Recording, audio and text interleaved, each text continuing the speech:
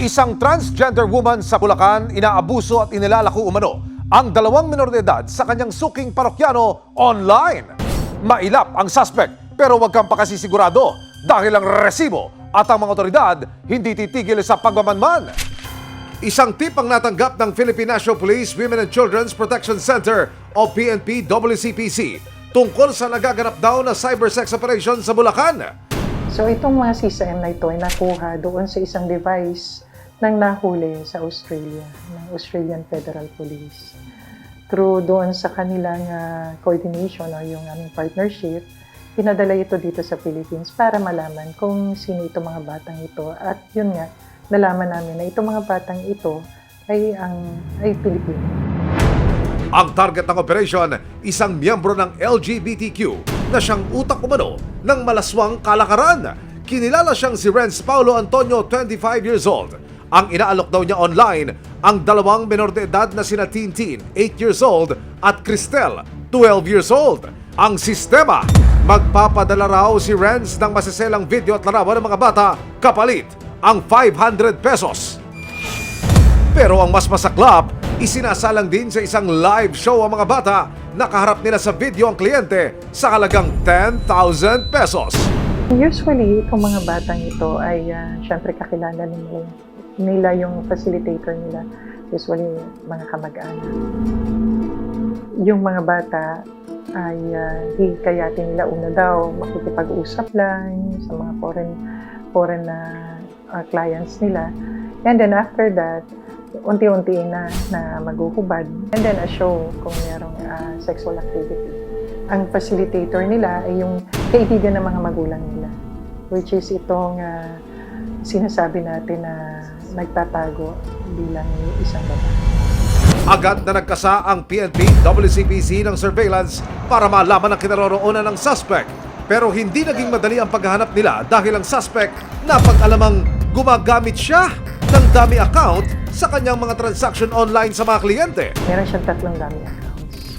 So nagpapatagal ito para ma-pinpoint talaga namin kung sino itong taong dapat ay aaresto niya.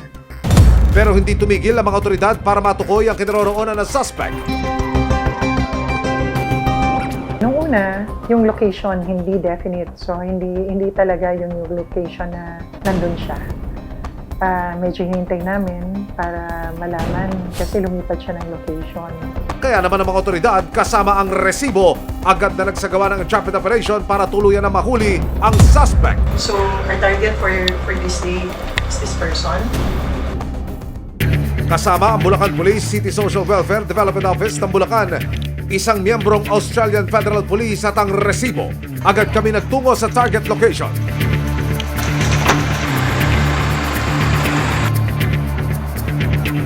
After ng pagbaba niya sa tuloy, kanan kayo.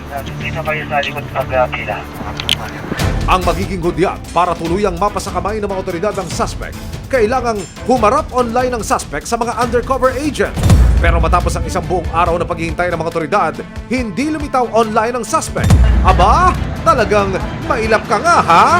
Isang miyembro ng LGBTQ ang minanmanan ng mga otoridad sa Bulacan dahil sa di umano'y pagbebenta ng masiselang larawan at videos ng mga menor de edad. Ang inaalok daw niya online, ang 2 menor de edad na sina Tintin, 8 years old, at Cristel, 12 years old. Ang suspect, sinasalang din daw ang mga musmos sa live show na kaharap ang kliyente.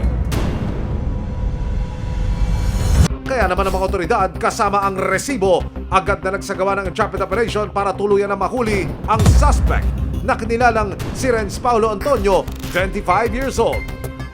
Pero matapos ang isang buong araw na paghihintay ng mga otoridad, hindi lumitaw online ang suspect.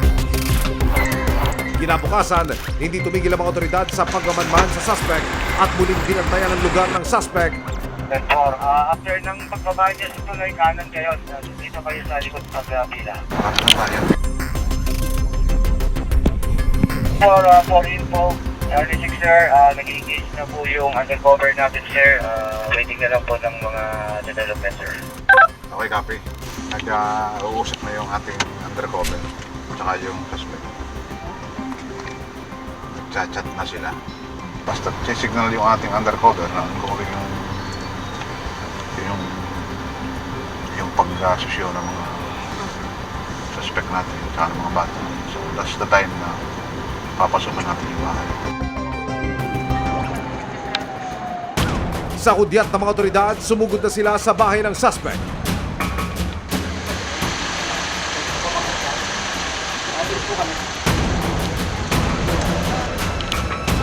Dito na bumungad sa mga otoridad ang suspect na si Renz at tuluyan siyang inaresto.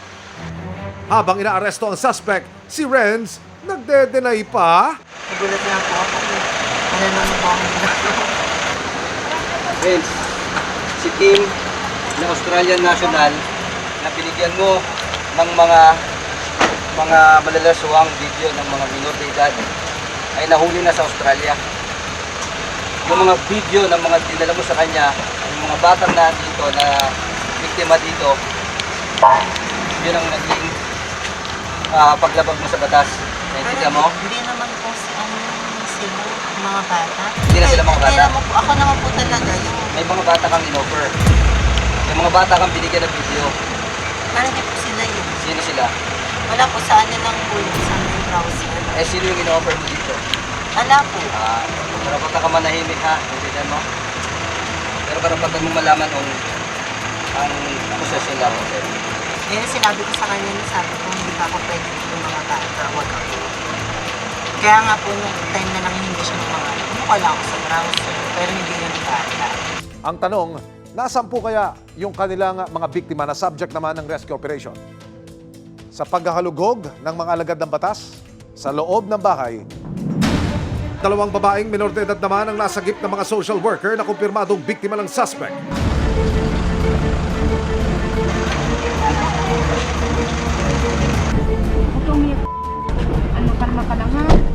Confirm po, sila po yung nasa pictures at ito pa yung naproseso naman ng ating mga investigador at ng DSWD. Agad silang dinala sa PNP WCPC.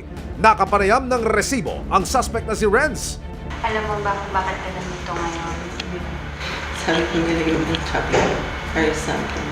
Pili ko dahil dito sa nangyari. Gumamit ako ng mga poster na bata. Poster na bata para mag-earn ng pera, makatulong sa kanila. Pero sasabihin nila na pinakikita ko sila or whatever na never kong ginawa. Pero sa mga resibo na nakalap ng PNP WCPC, positibong laman ng gadget ng suspect ang mga siselang larawan at video ang dalawang minor de edad na nasagip ng mga otoridad. Sa lahat ng mga suspect na aming nahuli, lahat sila nagde-deny. Wala naman yata yung suspect na hindi magde-deny sa ginawa nila at nakita namin kung paano niyang i-deny lahat kahit na meron na kaming mga ebidensya. Siguro yung korte na lang magsasabi kung sino talaga may kasalanan o ano yung dapat na bigay sa kanyang parusa. Sa pahintulot ng social worker, nakausap din namin ng dalawang minor de edad na nasagip sa operasyon. Nakilala po sa amin. Mga 29. Close kayo? Minsan po nagpusan po kami. Saan pumupunta? Wala po dyan lang po sa bad. Nakakarap si Renz Antonio sa kasong paglabag sa anti-online sexual abuse and exploitation of children at Anti-Trafficking in Persons Act of 2003 at Special Protection of Children Against Abuse. Ang mga nasagip na menor de edad, dinala na sa isang shelter para dumaan sa isang healing process. May paalala naman ang WCPC sa mga patuloy na nagsasagawa ng ganitong malalaswang gawain online. Kahit saan po, basta internet po yan, may mga paraan po ngayon na kayo ay talagang mahuhuli. Kung may mga activities po kayo na ganito, tigilan na po natin. At kahit ho ito ay matagal nyo nang ginagawa sa internet ho, hindi basta nabubura. Kaya pwede pa rin ho namin kayo makita. Ang mga ganito pong krimen ay talagang may nakalaan na parusa. At ito po ay no bail,